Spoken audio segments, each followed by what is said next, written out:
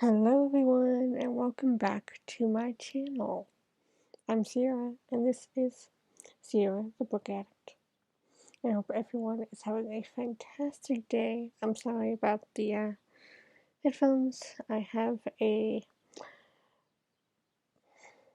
I have a microphone actually coming in the mail. It should be coming next week sometime, hopefully Wednesday. We'll see. Anyway. We have that, and I apologize if I sound like poop. I have a cold, so that's great. And I'm freshly laundered, as you can see.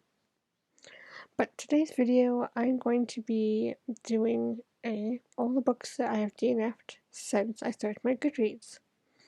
So for my Goodreads, I've had my Goodreads for like 3-4 years. Excuse me. 3 or 4 years now. I've only had my Bookstore since like September, and obviously I just started this, so yeah. So I'm going to go onto my phone and look at all the DNFs and talk to you about them. Okay, so the first two are actually nonfiction, and so I'm just going to get this first. The reason why I DNF'd them was not because I didn't like them or find them interesting. I just ran out of mental space to really read them at the time. I'm in college, so I feel like I read enough stuff for college that these books right here were just not my priority. I would like to get back to them when I have time, when I can, but at the moment, that's not possible. So the first one is Arctic Dreams by Lopez, and it's just kind of his take on the Arctic and his adventures in the Arctic, and kind of discussing like climate change and the people that live in the Arctic Circle, including like, Canada, actually the Arctic, Greenland, around that. And so that was very, very cool. But I will get back to that. I actually just DNF'd that last week, just because I wanted to read it, but I just was not in the mental state. Second one is the Catalog of Shipwrecks. Shipwrecked Books, by Christopher Columbus, his son, and the quest to build the world's greatest library. And that is by Edward Wilson Lee. Sorry, I have to keep looking at my phone. And that is basically what it says about Columbus and kind of his son's legacy of trying to outdo his father in sailing, but also creating this ginormous library of every text during that period of time. And this includes even ancient biblical sort of things. So I would like to get back to that because it seems really cool, but it's a chunky book, so yeah. But one day I will get to finish that. Sorry, I'll just keep my phone here. So the next book I'd like to talk about is called Dark Star Safari Overland from Cairo to Cape Town by Paul Theroux.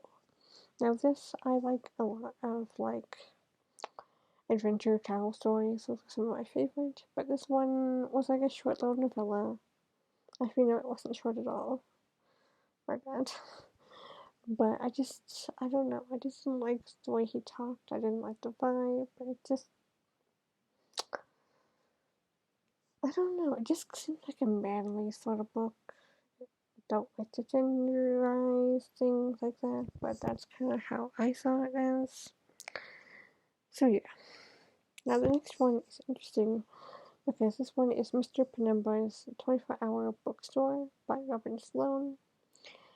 And I actually did not like this, which is a shame because it was really kind of fun.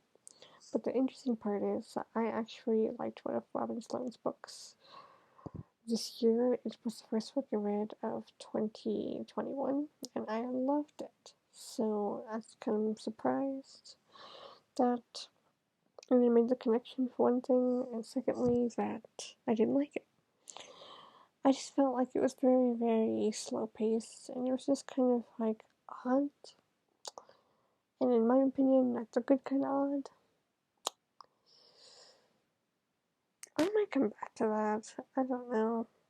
If you have read it before and you enjoyed it, please comment down below if you think I should give it a second try. The next book I would like to talk about is The Beekeeper's Promise by Fiona Falbe, and it is narrated by Henrietta Marie.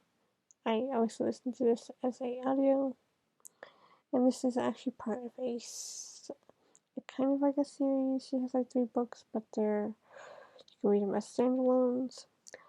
I wanted to love this so much, but I wasn't going for the characters. I liked the concept, but the actual characters themselves didn't really interest me, and just the story kind of was a little bit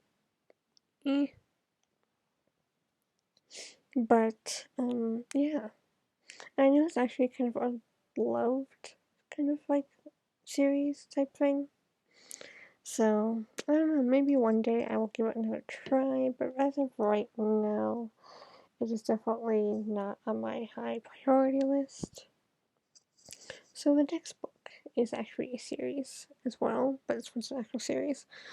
And this is The Relative Fortunes by Marlo Ben, and this is the Julia Kidd series. So this is book 1. I normally like these things because it's 2 of my favorite elements. It has mysteries and it's historical. It's set in the 20s. But I don't know, for some reason, I just didn't like where it was going. And I just didn't like the controllingness of the family. And I didn't even get to the mystery part. It took so long to even just clarify what was happening that I didn't get to that, so that's a shame. But I don't even know if the series is extremely popular or not. I wish I could love it. But anyway, comment below if you've read it or if you liked it. Does it get better? Maybe I should reread it. I don't know.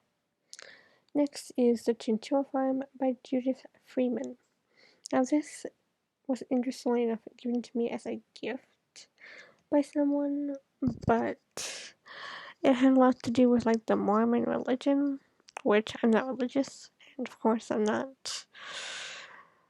You do you, but I just didn't find it enthralling.